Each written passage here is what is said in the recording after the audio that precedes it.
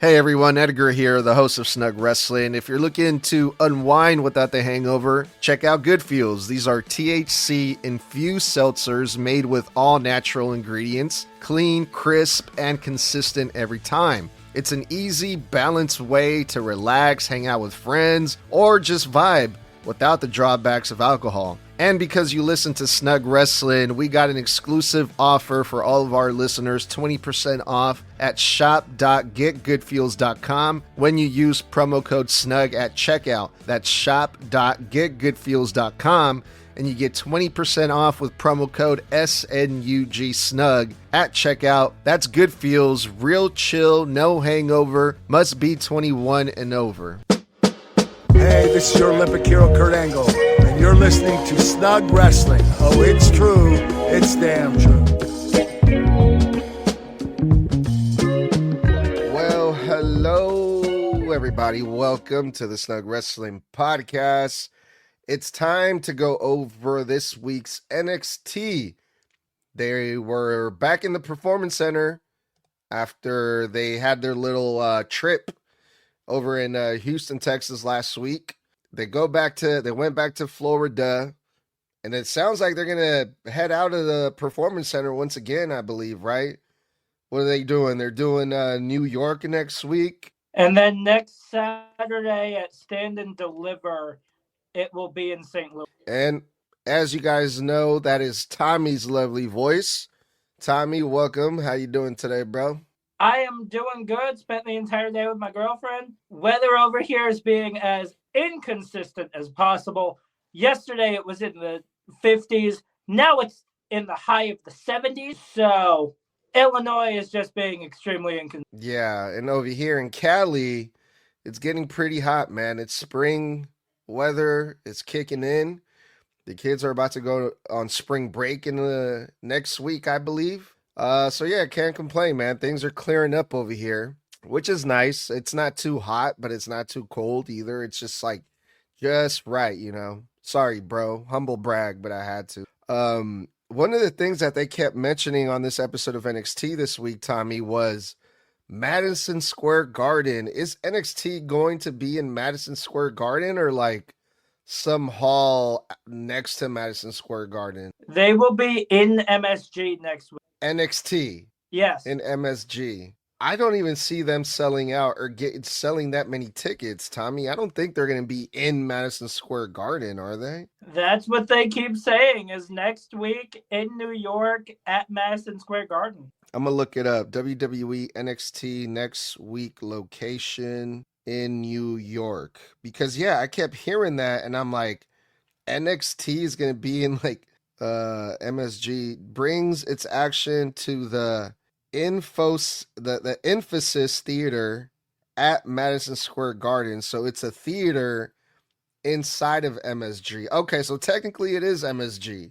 It's still in the MSG, but it's not like in the actual arena. It's a theater inside the arena, which, okay, for NXT it makes more sense. So I'm like, how the fuck is NXT gonna sell out MSG? That's crazy, but okay. All right, that makes more sense. Yeah, and then they're gonna be in St. Louis for their next PLE, which is Stand and Deliver, right?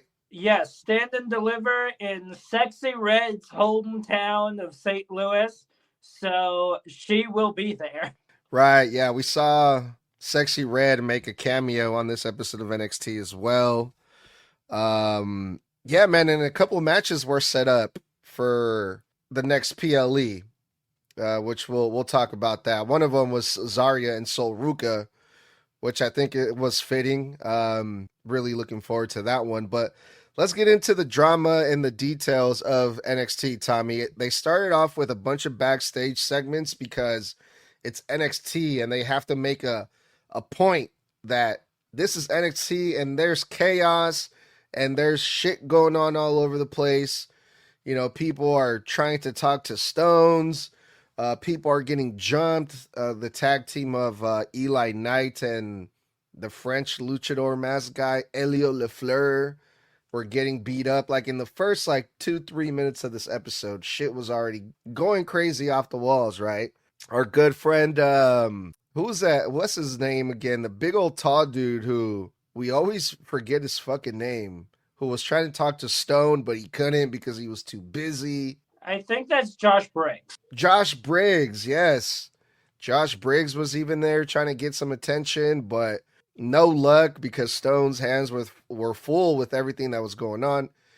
That was the opening of NXT because, it's craziness on Tuesdays. But the opening match was a women's tag team match, and it was Kendal Gray with her partner.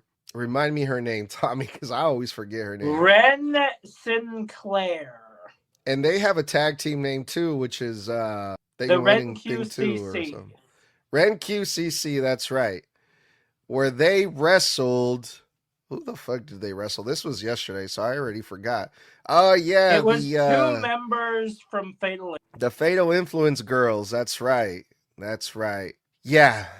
NXT decided to kick off their show with this tag team match. Of all the matches that we saw on this episode of NXT, do you think this was the best way to kick off NXT, to set the tone for the show, to be like, all right, let's get this crowd going with this one? Because, this was kind of not the greatest start for me, if I'm being honest, Tommy. But how did you feel about this? Yes, because of what happened after. Plain and simple. The match happens. The Wren QCC wins via tap out. And then all of a sudden, why in the world am I forgetting her name? Not Wren Sinclair, Kendal Gray. Yeah. She starts talking, saying, hey, we have a new speed champion. I have beaten one of you. I've tapped out the other. JC Jane, I'm coming for you at Stand and Deliver. And then Lola Vice comes out, and she goes, no. That's not how this is going to work. I am going to take that title off of JC. So we have a match for next week. It will be Lola Vice versus Kendal Gray. Whoever wins that goes to Stand and Deliver for the NXT Women's title against JCJ. Yes. And I think because of how that's setting up, I think this match was a good start. Yeah, and the match did pick up for me as soon as Kendal Gray got tagged in, because she's the star out of all of this. She's the one that they're trying to push here in this situation. I mean, the girls from Fatal Influence, like, they're good athletes. They have size. They work pretty good in the ring, but they're just JC Jane's faction members. Like, they haven't really given us a reason for us to really care for them. They're just sidekicks at this point. Right. So it's like, why should we care when these two are wrestling? Like, it's kind of hard to care. And the same thing with Wren Sinclair. I mean, she's had a few matches recently. She won the speed title. Okay. Big deal, right? It's Kendal Gray here, the one that really stands out, right? So she gets tagged in. That's when the match started picking up. And of course, the big announcement for next week is going to be Lola Vice versus Kendal Gray, #1 contenders match, which should be a good match. How do you think that one's going to play out, Tommy? Do you see Lola Vice or Kendal Gray facing JC Jane at Stand and Deliver? What would you like to see? I want Lola. I really do. She just deserves a title at this. Wren Sinclair and Kendal Gray both have plenty of time to get a title in NXT. They really do. But I feel like it's Lola Vice's shot and her time to get that women's NXT title and maybe get pulled up to the main roster, especially with the fact that her boyfriend, Damian Priest, is on the main roster. And WWE has a history of not splitting up their couple. So I say give her the shot with the NXT women's title. Yeah, and I feel like there's been a few stars, a few people from NXT that have been called up to the main roster without actually winning the NXT championship. Javon Evans is the first name that pops to mind when it comes to that.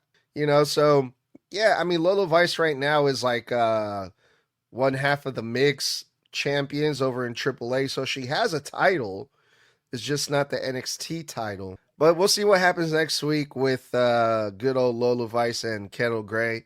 I think that should be a good match, even though they're two baby faces. But hey, we'll see. We'll see how the match goes. All right, up next we had the very entertaining face-off between Sol Ruca and Zaria. Sol Ruca comes out first to make her to tell her side of the story, her point of view of this whole drama, this feud that's been going on with these two women. And right off the bat, maybe I'm biased because I'm not as big as a Sol Ruca fan like you or Blood are, Tommy. But right off the bat, she comes off to me like a straight fucking bitch, dog. Like just the things that she was saying. Sol Ruca was like, "Oh, I did this for you.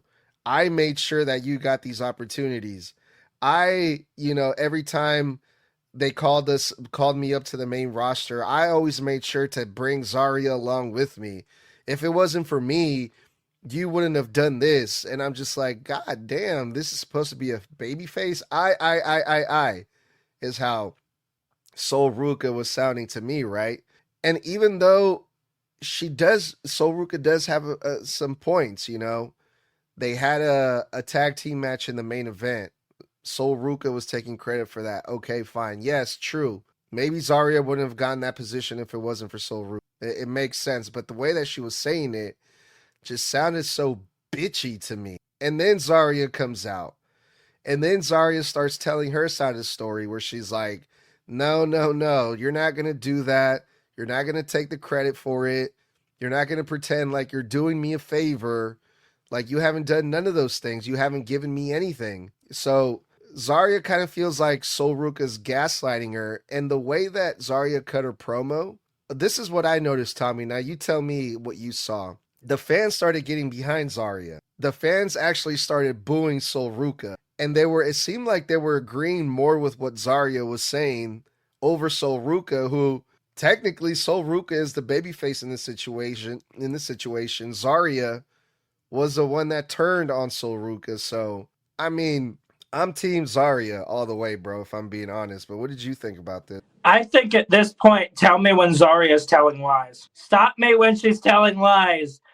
Because overall, throughout this entire promo, you would not be able to stop me whatsoever. Yes, Sol does have some points with that, but the majority of what was said truly comes from Zaria and her side of it. Because overall, she's right completely with everything she said. She's nonstop right. There's not a single spot where she was telling lies because it's true. She has, in fact, been stuck in Sol Ruca's shadow. Don't get me wrong. I love Sol Ruca. I really do.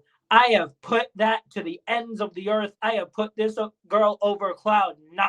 But Zaria is right. She's been stuck in Sol Ruca's shadow this entire time. Yeah, man. And then the match was set. Well, actually, the challenge was made. I'm not sure if it's actually been made official, but yeah, Sol Ruca was basically like, "All right, you want a match, right? Well, let's do it at Stand and Deliver." But I don't think Zaria actually accepted. But I'm pretty sure we're gonna get it, right? At this point, yeah, it's got to happen. Yeah, for sure. Will we be doing predictions for that, Tommy? I'm assuming so, right? Yeah, we'll be doing predictions for that next week. All right. Should we talk about the backstage segment with good old Ricky Saints and Ethan Page and Joe Hendry? I think we should because these are 3 of the top guys on NXT. Ricky Saints and Ethan Page are so entertaining when they're together. They have such good chemistry. I think I said this last week, but I'm going to say it again. I really enjoy their banter. Ricky Saints and Ethan Page are so entertaining. Basically, they were going over their match from last week was last week the tag team match that they had where Ethan Page pinned Joe Hendry? Was that last week? No, it wasn't last week. I believe it was 2 weeks ago. Okay. So they were going over some match from last week, Ricky Saints and Ethan Page. And they got into a little lighthearted argument. Oh, they weren't going over the match. They were going over the aftermath from that promo. Okay. Oh, that was when they got beat up by Joe Hendry. The both of them, they both try to jump Joe Hendry, and then Joe Hendry ends up taking them both out, right? They were going over that segment from last week. And then yeah, they started getting into like a little argument, and then basically Ricky Saints just told Ethan Page, "You got something to get off your chest? You got something to tell me?" And Ethan Page flat out told Ricky Saints in this backstage segment, "Yeah, I want the NXT championship. I don't want the North American championship. I want the NXT championship. I pinned Joe Hendry. I should get a title shot." So now it's been Ricky Saints he's been known, he's been informed that Ethan Page is in fact going after that same title that Ricky Saints wants. Joe Hendry walks in the picture. Joe Hendry's pissed off. "I don't care if it's you, Ethan, or you, Ricky Saints. All I know is that I want Tony D'Angelo." And so now we got all three of these guys, all mixed in together. This is important to note. This is going to lead to the final segment later on the show. But what did you think about this, Tommy, seeing Ethan Page finally telling Ricky Saints how he really feels? I mean, it works. It really does. But I found it very funny how this segment ended, because it cut out right after Ricky Saints said the words, "As long as I've got my friend by my side." That is when it suddenly cut back to inside the Performance Center itself instead of backstage. Like, what in the world is that ending? I found that absolutely hilarious. But in regards to Ethan Page and all of that, it feels good to finally have him say, "Hey, this is the title I'm going after. I want to be two-time champion, not North American champion like he did last week, but to completely solidify it that he wants to be two-time NXT champion," which, as I said last week, he has not been NXT champion since this sucker was Rainbow. So it's been a hot minute since the last time he was NXT champion, in which I wouldn't mind another reign from him. Yeah, absolutely. All right, up next we had a singles match, Kelani Jordan, versus Thea Hale, where Kelani Jordan pinned Thea Hale clean. 1, 2, 3. Was this match was this something for the speed thing, or was this just like a regular one-on-one, Tommy? No, this was just a random one-on-one because they had problems. Any thoughts on the match? I completely forgot this match happened. I really did.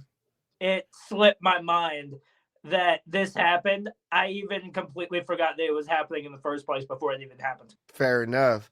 I think, you know what this was, though, now that I think about it? I think this has to do with the the women's North American title picture, doesn't it? No, Thea was talking to Wren Sinclair last week before that title match, in which Wren left. Yeah, it was Wren Sinclair. She left. All of a sudden, Kelani Jordan came up, started talking shit to Thea Hale, and then Jada Parker came up after that. Okay. And that was all last week, which set up this match for this week. Got it. All right, so that happened. And then we had a gauntlet match, a big old fat gauntlet match that feels like lasted forever. Who do we have here? We had Dion Lennox. We had Shiloh Hill. We had Charlie Dempsey. Yeah, and what's the Evolve champion again? Jackson Drake. For one, he was not the. Oh wait, yeah, he was. Never mind. But the former Evolve champion, Jackson Drake. He lost it last week. Did he really? It. Yeah. Are you sure about that? Because I could have sworn they said he was still champion last night. No, they said on commentary that he lost it. Oh, wow. Okay. Interesting. All right. And one final mystery opponent. Johnny Gargano showed back up on NXT because his wife is trying to find his fire again because he's just been sad Johnny, depressed Johnny, where they're trying to find the old Johnny wrestling again and blah, blah, blah. And Johnny comes out with his freaking mope face, like, oh, I don't want to be here. Oh, I'm so sad. Blah, blah, blah. And he goes out there and he's just laying down, planking on the ring while all of these NXT guys are beating each other up, doing all the work, doing all the crazy stunts, doing everything. And while this dude is just laying there throughout the whole entire time, and Johnny Gargano fucking wins. He fucking wins this match after doing absolutely nothing. And literally, Shiloh Hill got like 3 eliminations or something crazy like that. And he was all over the place, Shiloh Hill. And Johnny Gargano just shows up and he just steals the win. Like, he doesn't even do a proper pin. He just lays on top of the guy like planking how he's been planking. After his girlfriend pushes him on Shiloh. His wife did. And the place fucking explodes. And I'm like, this is so fucking stupid and kind of borderline disrespectful. I was literally pissed off when I saw this because I'm like, Shiloh Hill literally worked his ass off for this match. And I get it. It's storytelling. It's funny. It's entertaining, blah, blah, blah. But I thought this was fucking stupid. But what did you think? Do I have the comparison for you and Nintendo fans? You will know exactly what I'm talking about here. Have you ever seen any of those Mario Party videos where it's Luigi winning by doing absolutely nothing? So it's legitimately that. So somebody would choose to play as Luigi, do absolutely nothing, and still win the game. And this is exactly how it felt with Johnny Gargano. Because he truly did win by doing absolutely nothing. He got kicked in the face once, planked on the apron the entire time, and then got pushed by his wife for the pin. That's it. He legitimately won by doing absolutely nothing.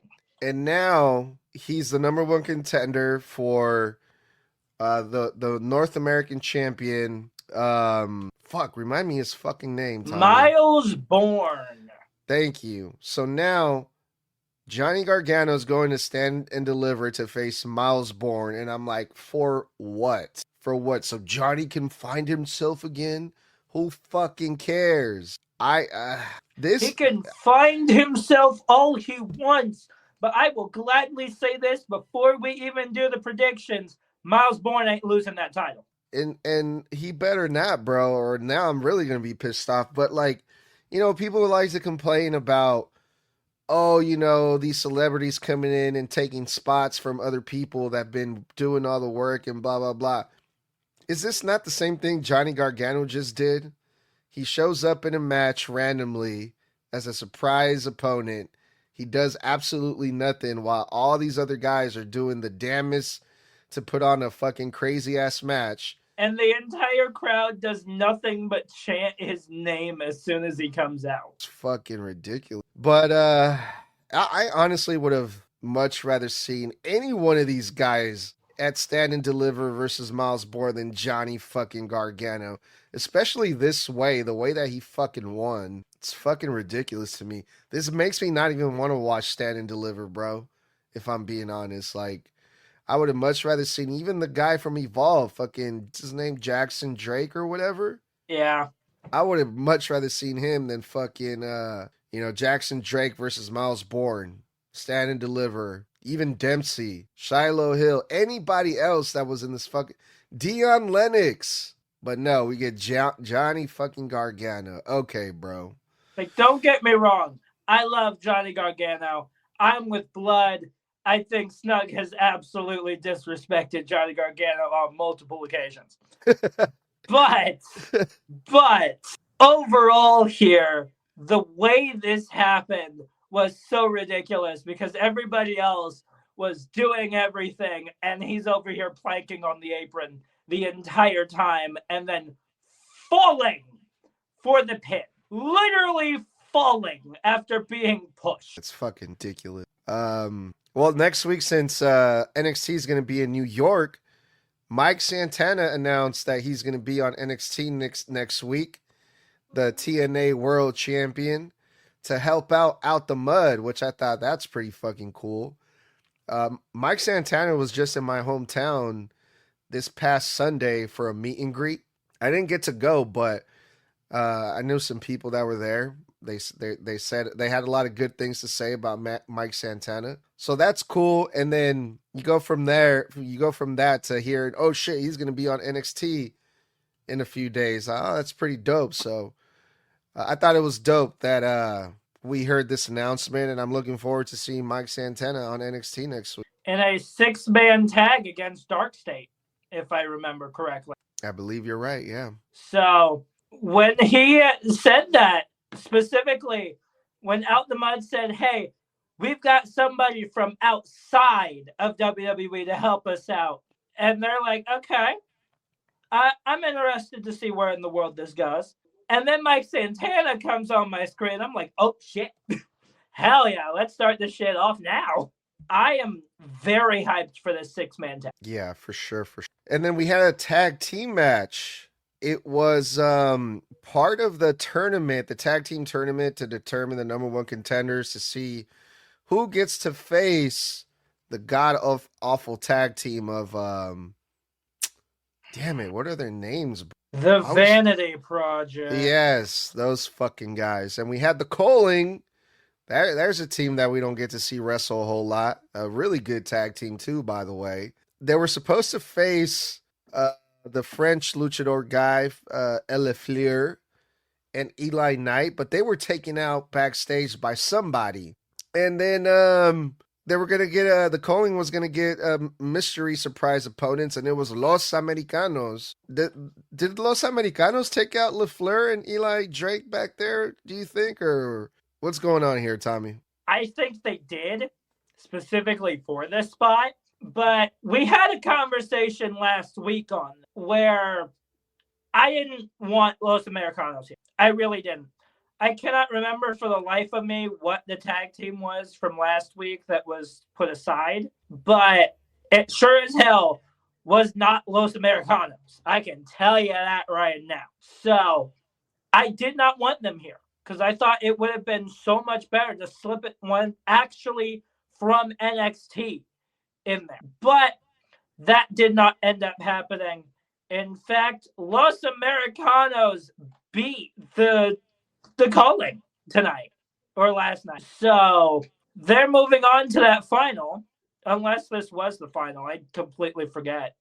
But still, they're getting closer to being against Vanity Project for the tag titles, and I do not want the tag titles on Los Americanos. Well, they're over in NXT, Los Americanos. They're over in AAA. They're over in NXT, just not on the main roster, which I think is hilarious. But yeah, Los Americanos won clean. No cheating involved. Just straight wrestling. They defeated the Culling. What a great tag team Los Americanos they are, bro. No. I would much rather see Fraxium go back to NXT just for this tournament. Oh, God, no. All right, then we had the main event match. Ricky Saints versus Tony D'Angelo, man. This was such a great main event, dude. I love Ricky Saints so much, man. His selling, the way that, you know, Tony D'Angelo is a lot bigger than Ricky Saints, right? So every time Tony D'Angelo would pick up Ricky Saints, the facial expressions Ricky Saints would make were just fucking awesome. He would like look in the camera and he would look terrified. He would yell at the screen like, help me, help me. You know, which I thought we were going to hear something like we've heard from Rhea Ripley in the past, where she got suplexed at one point and all of a sudden you could hear over the camera's mic, oh shit. Yeah. So there's a lot of that, man. Yeah, the match was good, man. Ethan Page was ringside, you know, trying to cheer on his friend Ricky Saints and every now and then causing distractions here and there. But then finally, I believe Tony D'Angelo got Ethan Page when Ethan Page jumped up to the turnbuckle to cause a distraction. Tony D'Angelo hits Ethan Page. And that's when Ethan Page says, fuck it. And he runs in the ring. He starts beating up Tony D'Angelo. The match ends in a disqualification. I thought Ricky Saints would be upset about this at first, but Ricky Saints didn't seem too mad about the fact that Ethan Page jumped in because they started attacking Tony D'Angelo, which then that's when Joe Hendry came out and he went after Ethan Page and Ricky Saints. And I thought, wait a minute, this is weird. Joe Hendry, the NXT champion, is coming out to save the guy that attacked him last week. That doesn't make sense. Tony D'Angelo beat you up last week, Joe. You're going to come out here and save him against the heels? But then as soon as Joe Hendry cleared the ring, then he attacked Tony D'Angelo, and I was like, okay, here we go. That makes a lot of sense. So that was the main event, which led to a major announcement at the end of the show, but I'll let you break that one, Tommy. It will end up being, and this was announced right after, and I had a feeling this was going to happen the moment Joe Hendry came in. It is going to be Ethan Page, Ricky Saints, Tony D'Angelo, and Joe Hendry in a fatal four-way for the NXT Championship at Stand and Deliver. That is exactly what's going to happen. And I had a feeling that was going to happen. As soon as Ethan Page went in and put that DQ out, I'm like, okay, these three clearly are all over the place. So let's do that. Then Joe Hendry came out. I'm like, yeah, this is going to end up being a fatal four-way. But what I found interesting is there were a couple shots to ringside after the match of both Ethan Page along with Ricky Saints holding both sides of the title. On the right was Ricky, on the left was Ethan. Both of them had both hands on that NXT title. So yeah, doing a little like tug of war thing or whatever, right? Yeah. So I am very, very interested to see how in the world this is going to go at Stand and Deliver. I blame Toxic for this, bro. Didn't Toxic say last week, oh, I want to see a fatal four-way? And I'm like, no, God, please, no. No. He absolutely called it. He absolutely called it. This is exactly what I did not want. But you know what? After thinking about this a little bit more, this is going to be interesting because kind of what we talked about yesterday. This is a fatal four-way. Ricky Saints and Ethan Page are friends. This is it's going to start off as a tag team match a little bit where Ricky and Ethan Page are going to join forces. But at some point, they're going to have to fight each other. And that's what I want to see. I want to see Ethan Page and Ricky Saints go at it. So with that in mind, I'm actually looking forward to this fatal four-way match now that I think. I absolutely am too. I'm going to hold my prediction for when we do predictions, but I have a feeling I know who might win this with everything that's been leading up. Interesting. But yeah, man, how much time do we got left for Stand and Deliver? It's not this weekend, but the weekend after, right? It is April 4th, which is next Saturday. Okay, so we have one more episode of NXT, the Go Home Show, and then we'll do predictions, and then Stand and Deliver. It's going to be fun, man. I'm looking forward to Stand and Deliver, man. It's going to be a dope show. But until then, we will see you guys again soon. We'll be back probably tomorrow for one-on-one with Blood, and of course, Friday Night SmackDown. But yeah, let's get out of here, Tommy. Ladies and gentlemen, that was our review of NXT. So you've got Monday, you've got Wednesdays, you've got Thursdays, and you've got Fridays for Monday Night Raw, NXT, Friday Night SmackDown, and then Thursday is that one-on-one with our glorious leader Snug, along with Mr. Blood on TikTok Live, where they go through relevant and current wrestling topics, along with your fan questions as well. Also, go get your merch. That will be at tpublic.com/snug_wrestling. That is TEE public.com/snug_wrestling. That link will also be in the bio of every single one of our episodes as well. So I will see y'all on Friday. That was one time for the one time 4 letters, 1 word. Oh.